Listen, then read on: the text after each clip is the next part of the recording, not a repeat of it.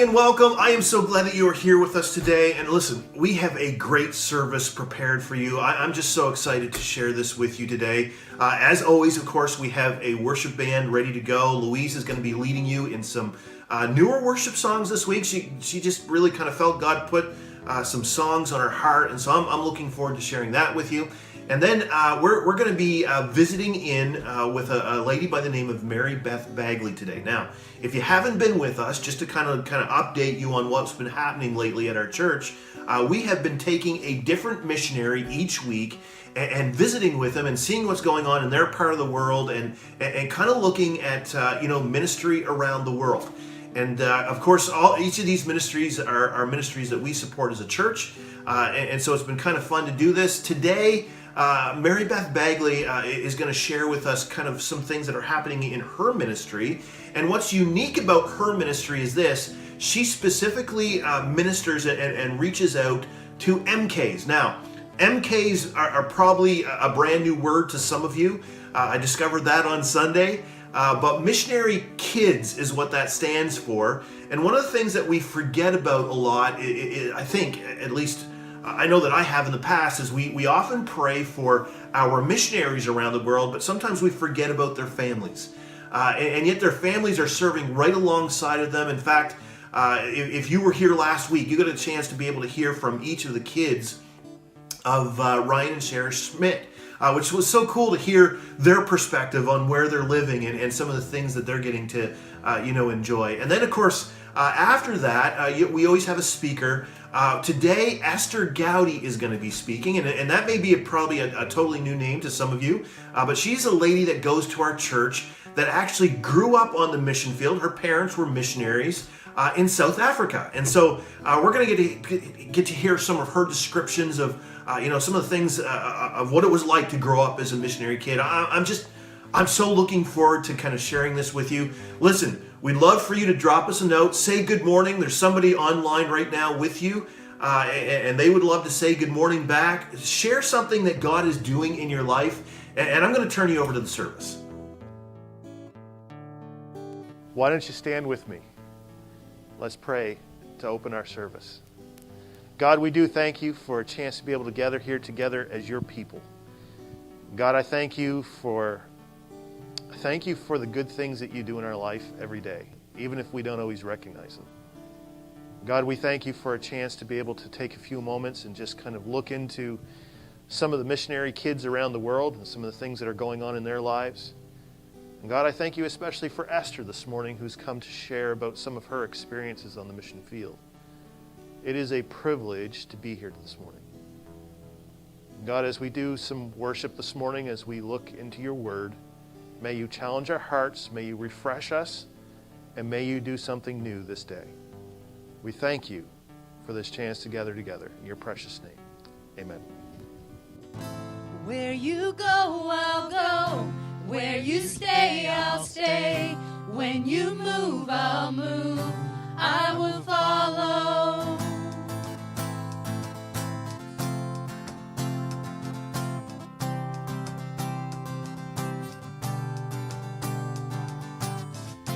All your ways are good, all your ways are sure. I will trust in you alone, higher than my sight, high above my life. I will trust in you alone, in you alone. Where you go, I'll go. Where you stay, I'll stay. When you move, I'll move. I will follow you. Who you love, I'll love. How you serve, I'll serve. If this life I lose, I will follow you. Yeah, I will follow you. Yeah. Light unto the world, light unto my life. I will live for you alone. You're the one I seek, knowing I will find all I need in you alone.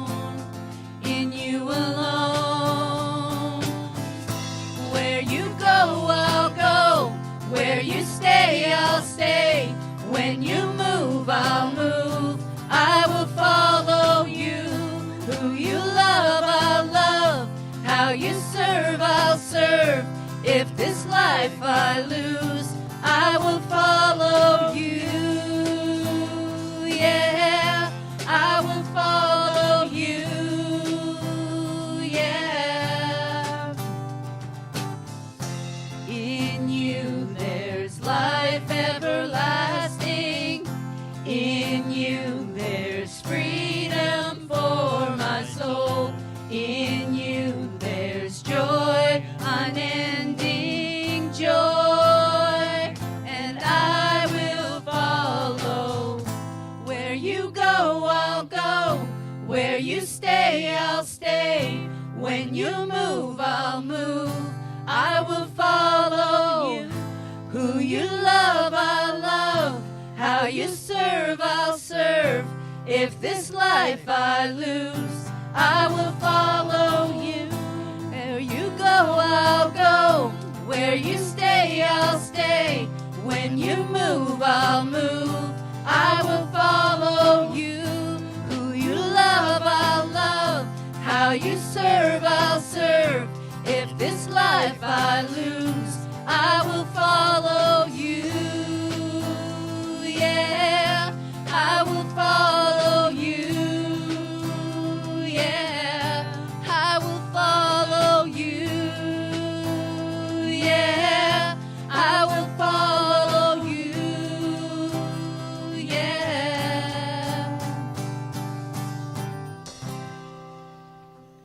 Praise the Lord. That's what missions is all about. Whether it's afar or near, it's following Him and doing His will. This next song, it's not one that we've done before, but it's very repetitive, but the words are good. Scripture says to put on the garment of praise for the spirit of heaviness, and praise is how we fight our battles.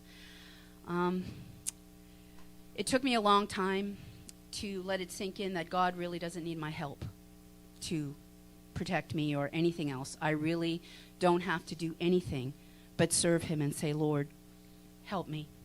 He's always fighting for me, no matter how much I understand or how much I don't, even how much I get in His way. He'll just use that opportunity to teach me more. And He is how we fight our battles. No matter what we're surrounded by, we are always surrounded by Him as well. So this is really easy, and you'll catch on as we go. The words don't really change much, but let this sink into your heart and let it find a place of worship in your heart for God. This is how I fight my battles. This is how I fight my battles. This is how I fight my battles. This is how I fight my battles. It may look like I'm surrounded, but I'm surrounded by you. It may look like I'm surrounded, but I'm surrounded by you. And this is how I fight my battles. This is how I fight my battles. This is how I fight my battles. This is how I fight my battles. It may look like I'm surrounded, but I'm surrounded by you. It may look like I'm surrounded, but I'm surrounded by you. And this is how I fight my battles. And this is how I fight my battles. And this is how we fight our battles. And this is how we fight our battles. And this is how we fight our battles. And this is how we fight our battles. And our God is an awesome God. He reigns from heaven above with wisdom, power, and love. Our God is an awesome God. Our God is an awesome God. He reigns from heaven above with wisdom, power, and love. Our God is an awesome God. Our God is an awesome God. Our God is an awesome God. Amen. You may be seated. Thank you for worshiping with us. And where the focus is on missionary kids this time around, we've got some guests that are with us here. I don't know if they're still sleeping back there. Hi, Alfred. Hi, Pedro. Okay. All right. He's got the whole world in his hands. He's got the whole world in his hands. He's got the whole world in his hands. He's got the whole world in his hands. He's got my brothers and my sisters in his hands. He's got my brothers and my sisters in his hands. He's got my brothers and my sisters in his hand. He's got the whole world in his hands. He's got the wind and the rain in his hands. He's got the wind and the rain in his hands. He's got the wind and the rain in his hands. He's got the whole world in his hands.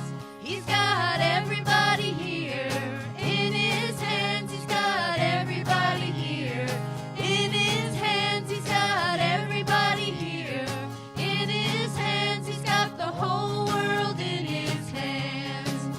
He's got the whole world in his hands. He's got the whole world in his hands. He's got the whole world in his hands. He's got the whole world in his hands. Good job. Really good job. Now, what you didn't see was Alfred lost his world at one point when he was trying to put it on and just went, boop. And that was I could see that from back there. Everybody else, get your lights. This little light of mine, I'm gonna let it shine. This little light of mine, I'm gonna let it shine. This little light of mine, I'm gonna let it shine. Let it shine, let it shine, let it shine. Hide it under a bushel, no, I'm gonna let it shine. Hide it under a bushel, no, I'm gonna let it shine. Hide it under a bushel, no, I'm gonna let it shine. Let it shine, let it shine, let it shine. Don't let Satan blow it out, I'm gonna let it shine. Don't let Satan blow it out, I'm gonna let it shine. Don't let Satan blow it out, I'm gonna let it shine. Let it shine, let it shine, let it shine. Let it shine till Jesus comes, I'm gonna let it shine. Let it shine till Jesus comes, I'm gonna let it shine. Let it shine till Jesus comes, I'm gonna let it shine. Let it shine, let it shine, let it shine. Oh, this little light of mine, I'm gonna let it shine. This little light of mine, I'm gonna let it shine. This little light of mine, I'm gonna let it shine. Let it shine, let it shine, let it shine. Great job. Good job, Pedro. And what was the other one? Alfred. Sorry. Sorry, I should have known Alfred. Sorry. Yes. Oh, good morning, guys. Hey, it's so good to see you. Oh, you say that it's hard to watch while I'm walking around? Okay, well, let me see if I can find a spot where I can be a little more stationary. Give me just a second. Hi, sorry about that. I hope this is a little bit better of a spot. But I'm just so glad to see you. Oh, Oreo, what are you doing? Why are you chewing on that bone? I think that... Oh, sorry, scatterbrain.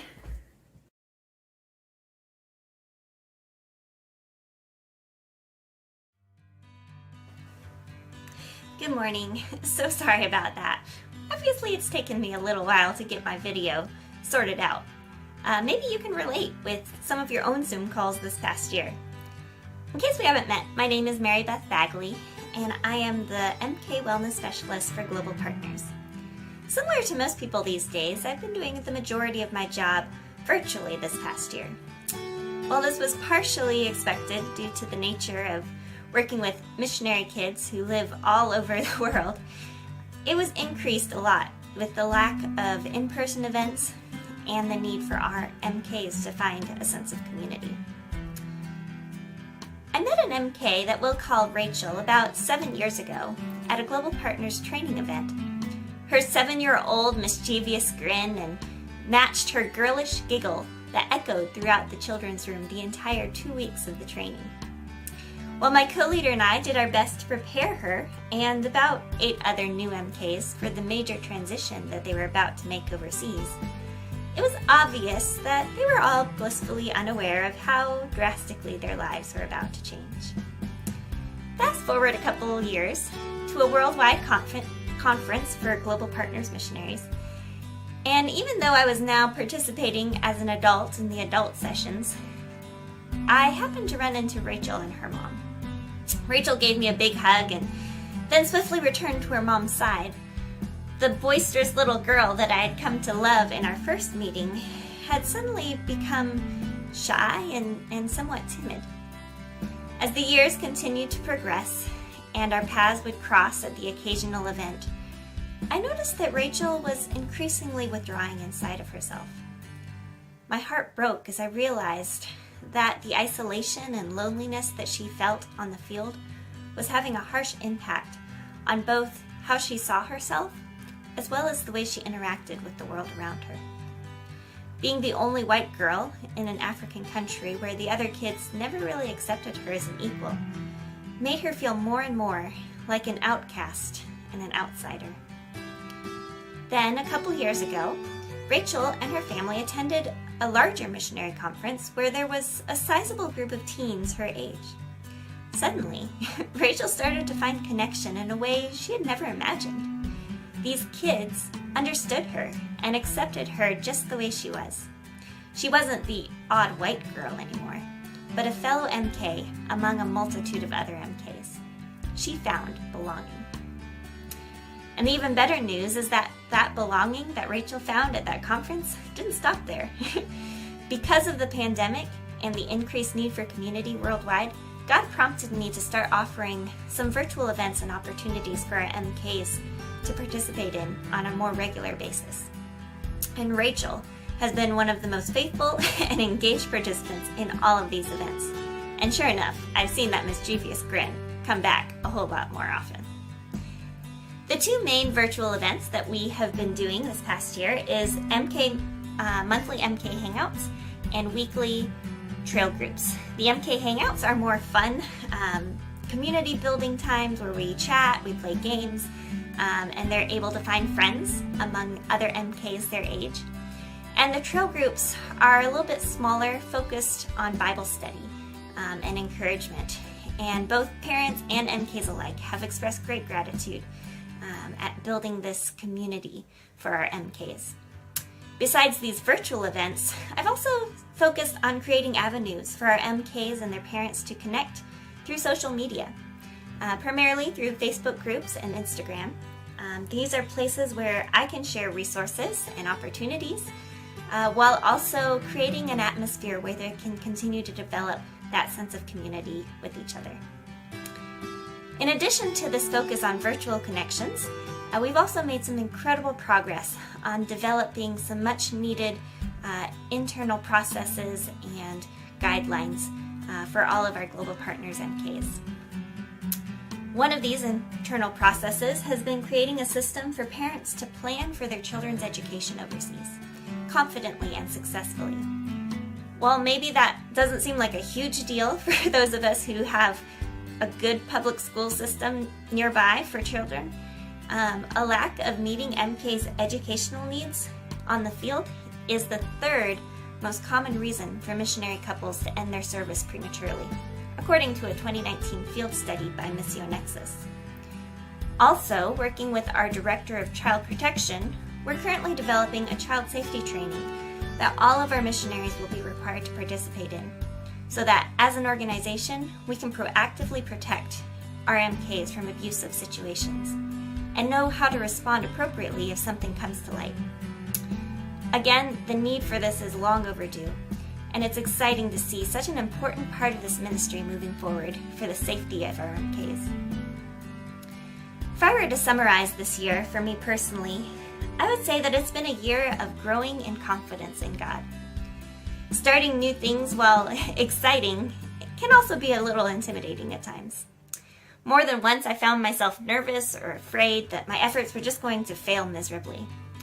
Yet time and time again, God reminded me that my confidence is found in Him, not in what I managed to pull together by myself. And Isaiah 44:8 encouraged me. It says, "Do not tremble, do not be afraid. Did I not proclaim my purpose for you long ago? You are my witnesses. Is there any other God? No, there is no other rock, not one. And so my hope is in that rock." So as we come into another year of partnering together to encourage, equip, and empower our MKs for the kingdom, would you be praying that I would have wisdom in following God's guidance for the purpose He has for our MKs? Would you also pray that the connections I make with our MKs would deepen and grow, especially as the majority of these connections continue to be virtual right now? And as the pandemic continues to drag on for all of us around the world, would you pray for the health and safety of our MKs, as well as a sense of perseverance and joy through trying times? Thank you so much for your partnership in this ministry. Your faithfulness has enabled our MKs to find a sense of community in a lockdown world and pave the way for better child safety regulations and educational planning for all of our missionary families. As a result, our MKs are given their best opportunity to thrive and grow, and our missionaries are better equipped to fully invest in the mission for which God has called them to. Thank you so much. As I logged on to Zoom that December morning for our Requip training event, I was both excited and a bit disappointed. This had been the one event that I had been so looking forward to, as we were finally going to be able to meet in person. Unfortunately, though wisely, the decision had been made only a few short weeks prior to this day that we were going to do it virtually instead. So, to make the most of it, I had sent care packages to each of our MKs who were participating, and was now waiting with my two co-leaders for the MKs to arrive on Zoom. Their little boxed-in faces quickly began to appear on my screen, and we were off and running. At the end of that first Zoom call, an idea suddenly struck me, and before I realized what I was saying or had time to think about it, I asked if anyone would want to just hang out for a little while. And sure enough, all of them decided to hang out for a whole extra hour, chatting, teasing one another, and rehashing memories of when they had been together before. After this, I knew that we had to keep doing this every day. And sure enough, they stayed on for a full hour every day that week, on top of the 1 hour and a half that we had planned previously. On the last day, we began to say our goodbyes, and one MK looked at me and said, "This has been one of the best weeks I've had all year." Surely, in all things, God works for the good of those who love Him. Thanks again, Brazil Wesleyan Church. May you too experience the goodness of God in your lives and ministries. God bless. I'm just an MK, and that means missionary kid. But it's a privilege to share some insights about what my life was like when we lived in South Africa. And I'm going to just give you a snapshot of what it was like, because time doesn't allow for ad-libbing and great discussions. But I want to mention that Mary-Beth is a blessing, because there are times in the life of a missionary kid that they really need someone that has that type of educational background to walk them through the issues that they're facing. And so that is something that we can be praying for all along. So we're going to tear back the curtain a little bit, and we're going to take a little historical trip to South Africa. The year is 1902. An ocean liner has arrived at a seaport in South Africa. Among the passengers is a young Canadian couple who have crossed the Atlantic with their 2 young children. That was about a 3-week trip. They longed for the day and had been planning and preparing and had gone to get into this trip. They said goodbye to friends, to family, to acquaintances, stepped out in faith into the calling that God had placed in their hearts. That was to be a missionary in South Africa. Jesus' words to his disciples in Matthew 9:37 echoed in their ears as they journeyed and as they arrived in their destination. The The word is, the harvest is plentiful, but the workers are few. And what did they say to that? They said, Lord, send us. Yes, they had finally arrived and were elated. They took in all of the sights and the sounds, but there was a long journey now ahead. They had to board a wagon pulled by oxen, travel from the coast into the interior of South Africa to the province of Natal, where they would pioneer a mission station called Hartland. Having been in South Africa myself, the thought of that journey that they had to take under the conditions they did, being pulled in on an ox cart, I can't wrap my head around that. It must have been horrendous. There were dangers and there were challenges all along the way. So I have just introduced you to my grandparents, Herbert and Ella Sanders, pioneer missionaries to South Africa. They were going to minister to a specific African group. There are many tribes in Africa, and the group that they were going to minister to are the Zulus. This couple settled at Hartland Mission Station and raised a family there of, I think it was about 7 kids. I haven't got it all down pat here.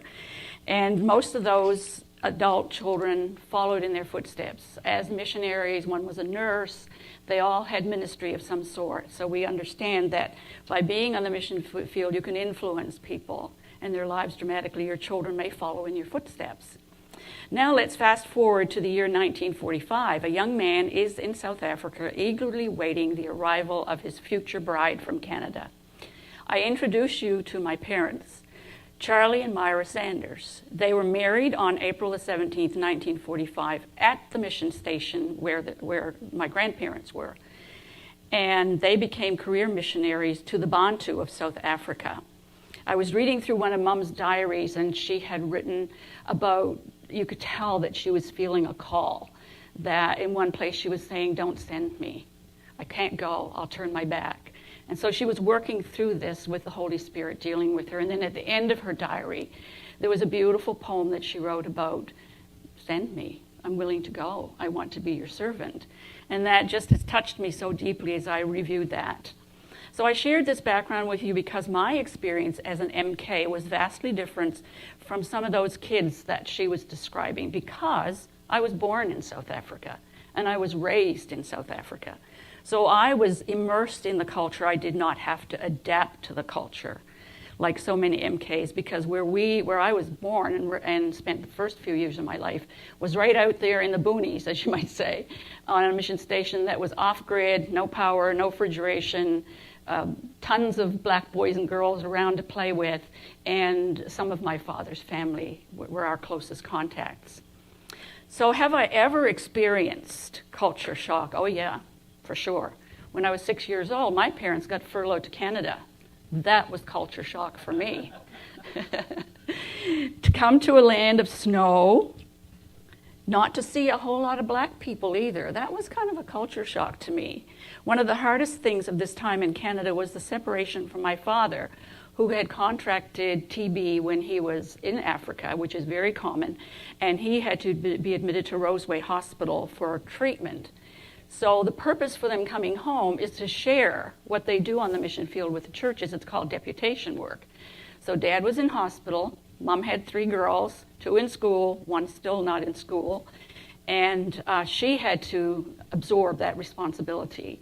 My mother's just a petite little woman, and she had to carry the slide projector and the screen and her suitcase and her youngest daughter under her arm and take off on the trains and do what God had called her to do, to represent him and the work that they were doing in South Africa. I admire her. So these experiences taught me resilience and the ability to adapt, as you can imagine. So what was it like as an MK in South Africa? One of the things that really sticks out in my mind is that we moved so often. There were 6 moves at least. So we were in the mission station called Hartland, which was the pioneer mission station. Then we moved to Louisburg, which is a small community, but it did have a school where I started school. Then we came to Canada, so uprooted from that school, plunked into another school in Yarmouth, of all places. I attended Milton Elementary School for a little while. Then Dad was hospitalized, so we were sent to board with a couple in Port Maitland, Bertha and Ivan Thomas, Liz. And they were just super people. And I had a distant cousin that lived there too, so it was lovely. So we spent from 54 to 56 in Canada, and then we went back to South Africa, and again we traveled by ocean liner, usually a cargo ship, not many passengers, but the people on the boats were just wonderful to us, and they spoiled the girls rotten. So each mission station was so unique in every way. I wish I could just take time to describe them all. I think one of the most beautiful was that Pioneer Mission Station. The memories that I have now weren't the memories when I was an infant because I was too young to absorb it all. But going back, you could see the old mission homes, the church. They had a little store there. There was a clinic where my mother, who was a nurse, worked, and Nina Haywood, which had been Bev Bullowell's aunt, worked there. And there was a beautiful gorge where the rainy season, the water rushed through there. But when it was dry, we would walk down that gorge. You could see the maidenhair ferns just draped down along the cliffs there. It was a beautiful, beautiful place. There were natural springs where we could get good water to drink. And so those are some of my memories about Heartland. Paul Petersburg was one of my favorite places to live. I attended elementary school there, and that area of South Africa, there were more English-speaking people. South Africa is very diverse. There are many cultures, but the people that settled South Africa were originally they were Dutch people. And so this dialect called Afrikaans, the root of it came from the Dutch immigrants that came there, and they set up their communities in South Africa and have a huge presence and influence in South Africa. From Paul Petersburg, we were relocated to Ermelo, which is in the Transvaal, which is a bit north and a very sort of a flat area, whereas Natal was kind of mountainous. And there I completed my elementary schooling there, and then I finished my high schooling there. I boarded with a Scandinavian family because Mom and Dad were back in Canada again. So I hadn't finished high school, so I boarded with a Scandinavian family for about 6 to 7 months, and they were just beautiful people. They were missionaries, and I was very familiar with them, so I was very comfortable staying with them. From there, I boarded an old coal-driven train and traveled from Ermelo to Boksburg, where my father's brother, Uncle Paul, and Aunt Mary lived, who were missionaries in the city, and stayed with them for a few months until my older sister Pamela, who was studying music there, we decided we wanted to come back to Canada and get settled somewhere. So this time, we didn't go by boat, we flew. But just back to the boats, there was an exciting thing that happened when we were on the ocean liners. When we crossed the equator, there was, they had the habit of celebrating King Neptune, who was sort of what was he, Ron? Yeah, he was whatever, the king of the sea. And so they made a big deal of it, and we got dressed up, the crew got dressed up. King Neptune arrived. He was a little bit scary. And it was just like a big fun time. They had games and they had treats, and they did crazy things to people, kind of intimidating them with King Neptune. But it was just a fun thing that happened. So if I had to sort of summarize what I appreciated about South Africa, the climate, of course, no snow. Who wouldn't like that? The spectacular beauty, I can't begin to describe it to you. Each province is unique. The flowers, the animals, the beautiful people of South Africa that my parents went to minister to. There was cultural diversity. We had many trips that we took, not many, I think of a couple in my lifetime, that we left the interior where we were landlocked and had the privilege of traveling down to the coast where the Indian Ocean was. It's an amazing ocean. It's very rough and violent, but it's beautiful, and we got to spend some time there with our parents and meet some new friends and swim in the ocean and eat the fish, which we didn't get in the interior. So the other exposure was the diversity of cultures. So there were Afrikaners, there were English people, there were East Indian people, and then the black people of Africa, and there were many little tribes. But the Zulus were who Mom and Dad ministered to.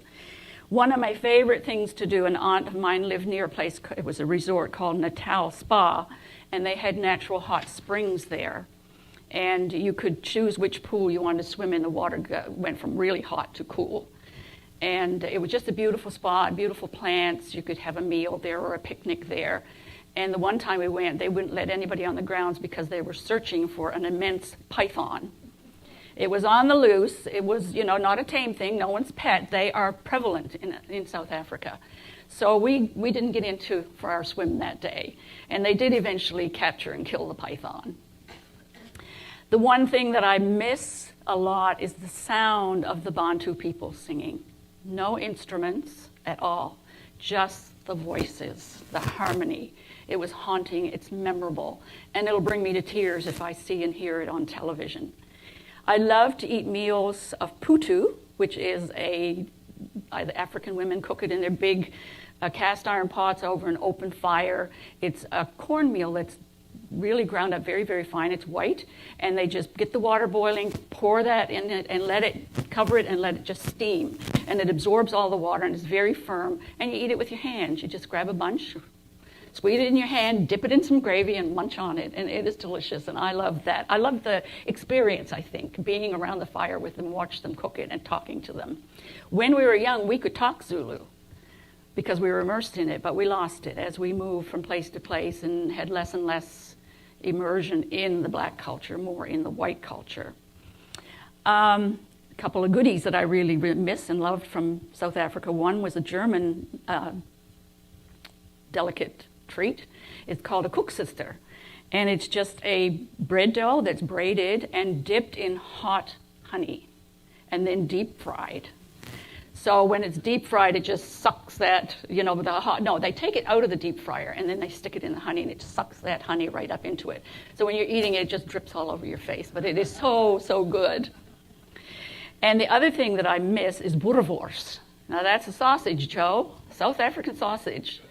And I can remember seeing them barbecuing them outside on the open grill, the great big links of sausages. And it was just absolutely delicious. I don't think you can get a version of it outside of South Africa. Then all of the amazing fruit that we had access to. On the Heartland Mission Station, I know for sure they had bananas, they had oranges and lemons and figs and love apples, which was a unique kind of fruit. It was very soft and sweet. And then Dad would pick what we call prickly pears. This flower comes out, and then this fruit comes out on it. You had to know how to remove the seeds from that because you get all that little prickly stuff in you. But that was a real treat too. But one place we lived, we had peach trees and plum trees and grapevines and cherries and fig trees, and they were in our backyard, and we could just walk out any time and pick them and eat them and enjoy them and share them. Some of the plants that I got to enjoy, there was a tree called a wattle tree, and they planted it in groves, and it was harvested for paper products and different things. But the thing that I loved about it was in the spring, the tree broke out in these bright yellow balls of little flowers, and it was just a carpet of this beautiful yellow in the forest that we were going by. There was also a tree in Paul Petersburg, and I know they're elsewhere in South Africa, called a jacaranda tree. It grows to be quite a big tree. And in the spring, before the leaves come out, the flowers come out, and they're pale mauve blue. They are just gorgeous. And then they fall to the ground, and the little girls used to run around and step on them because they would pop. But many times there was a bee inside of there. So you had to be careful, right? Then one of the trees that was very impressive, and we didn't have them in the part of South Africa we lived in, but further north as you got towards Rhodesia and Zambia and those areas, were the baobab trees. You may have seen them in some programs. They're great, immense trees, and they have a long lifespan. So also the animals that I got to see from time to time. Now they didn't live right where I lived. The only animal or creature that lived where I lived was something I didn't care for. Can you imagine what that was? Snakes. You're right, snakes. They were plentiful everywhere. But to go and see the exotic animals that are native to South Africa, we traveled to game reserves, and I can remember 2 that we went to. They are protected areas. You can book in and you can rent a rondavel, which would be like a little cottage.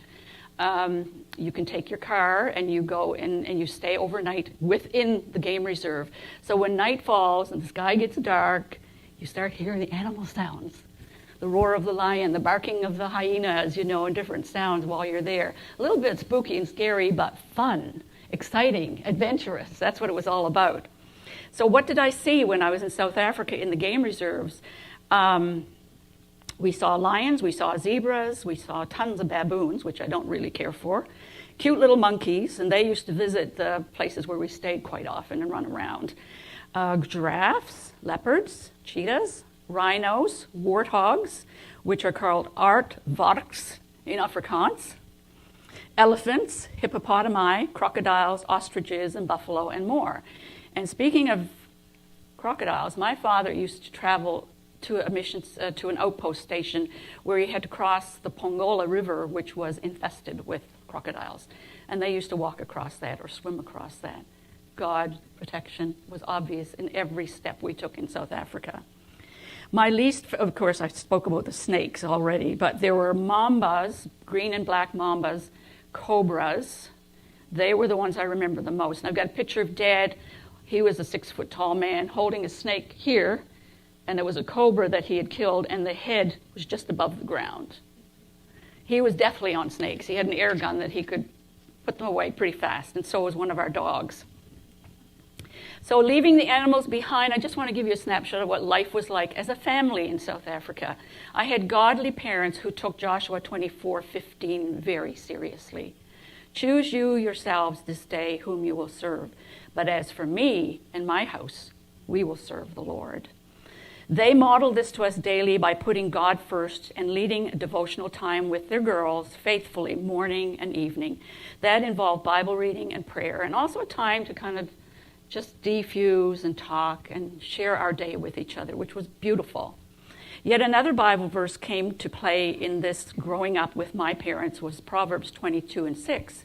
Train up a child in the way he should go, and when he is old, he will not depart from it. Wise advice, isn't it? Every one of us should take that seriously when we're interacting with kids and our grandchildren and so on. My parents exposed us to adventure. They didn't hold back.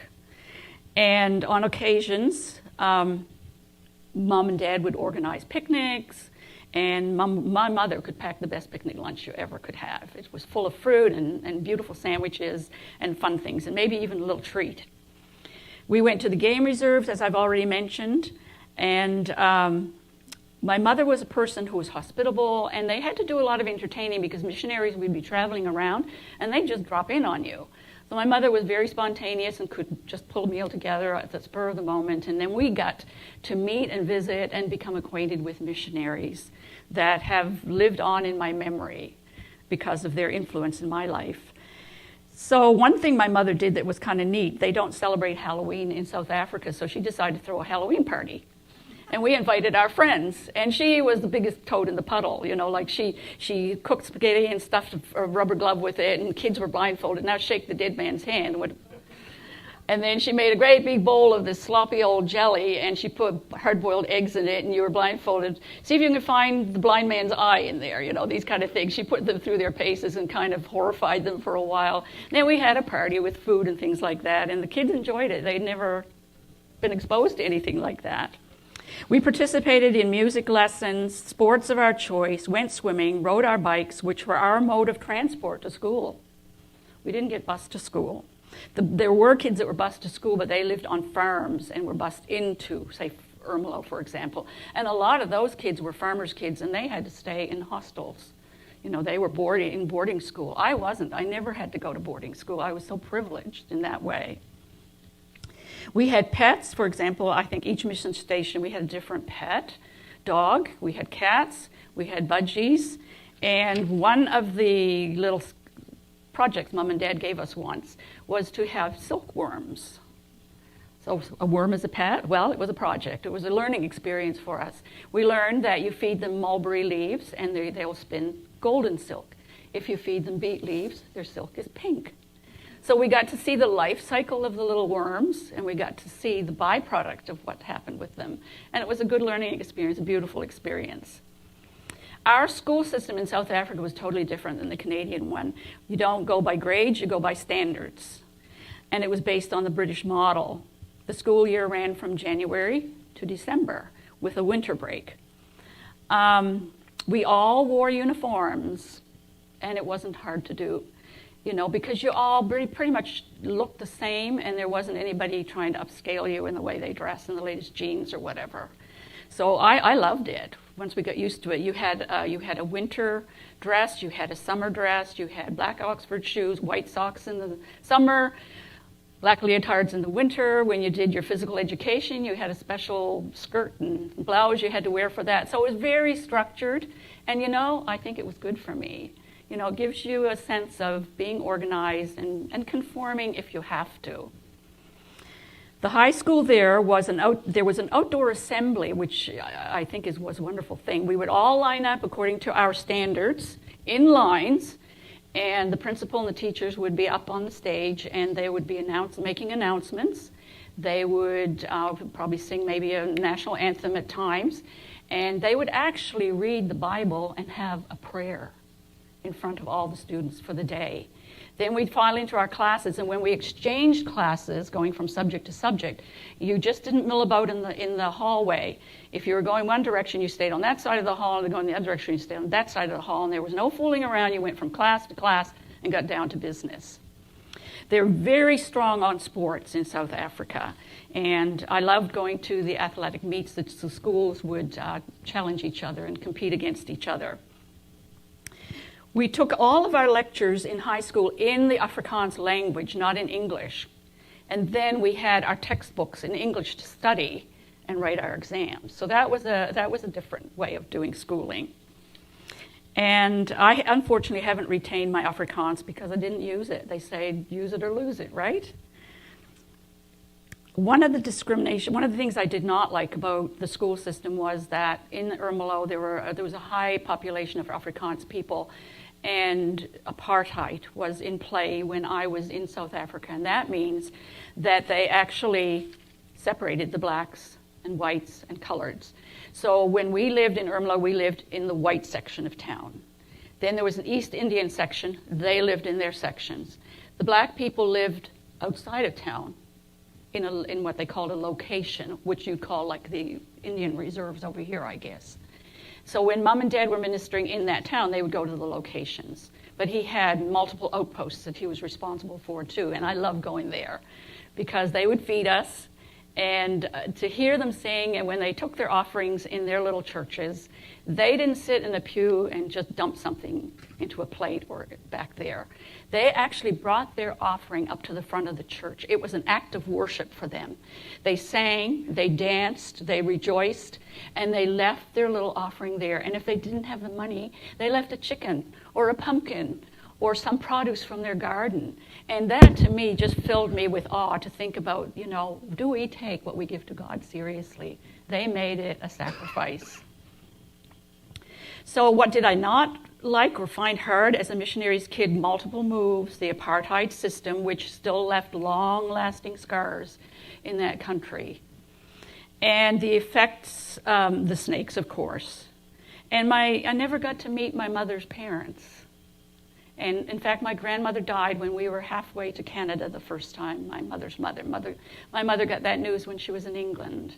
And when I think of my mother when she got married, none of her family were able to attend her wedding. She was willing to do that for the Lord, for the kingdom's sake.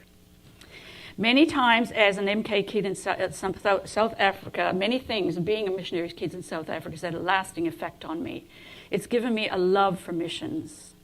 I appreciated the friendships we forged with missionaries. There weren't many mission children my age, but Carl Gorman and his wife, Bill and Elsie Morgan, Nina and Eric Haywood, these are names that roll off my tongue. These were people that had part in my growing up and influencing my spiritual walk with the Lord. I remember Eric Haywood prayed with me one time when I was struggling with something, and I'll never forget it. And I also miss the sights and the sounds of Africa and its indigenous people. And I've been taught the importance of praying for missions, for MKs, and for the missionaries. So we all need a challenge, don't we? That's sort of my little peek for you into South Africa. It's very brief, but it gives you a little vision of what it was like. So my challenge to you today comes from 1 Corinthians 3 and the first part, 1 Corinthians 3 and 9.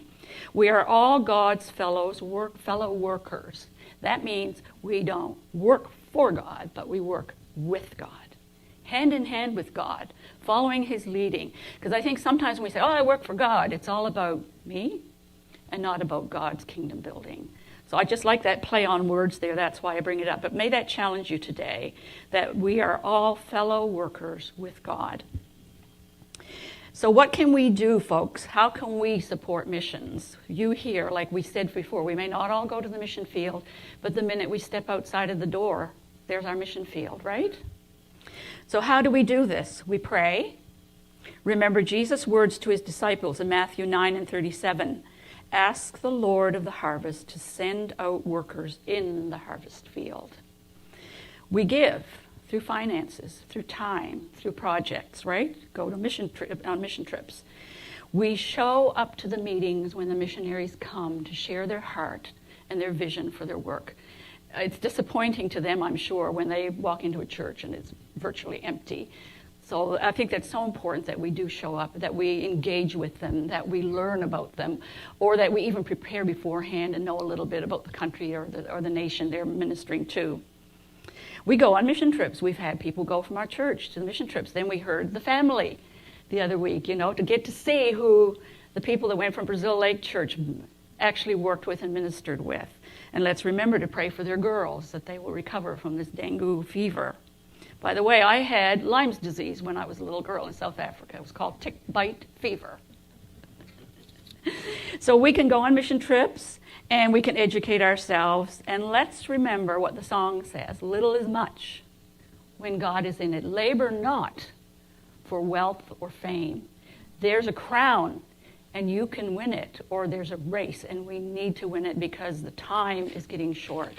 The missionaries are few. They face stresses and situations that my parents and I never faced.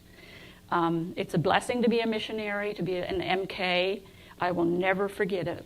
But let's think about where we can plug in, whether it's overseas, but we certainly can plug in right here at home, right? So pray for the MKs, for their language studies, for their adjustments, for their parents and the stresses of having to send your kids off to boarding school and various things like that.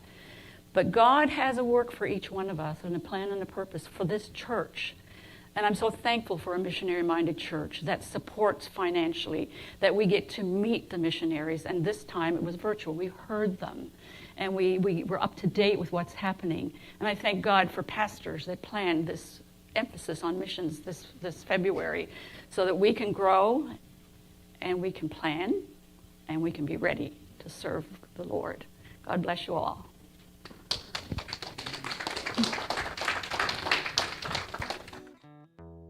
Well, I don't know about you, but I just ate that up. I really enjoyed hearing from both Mary-Beth as well as Esther and some of the descriptions she gave. I mean, didn't she make being a missionary kid sound exciting, except for the snakes?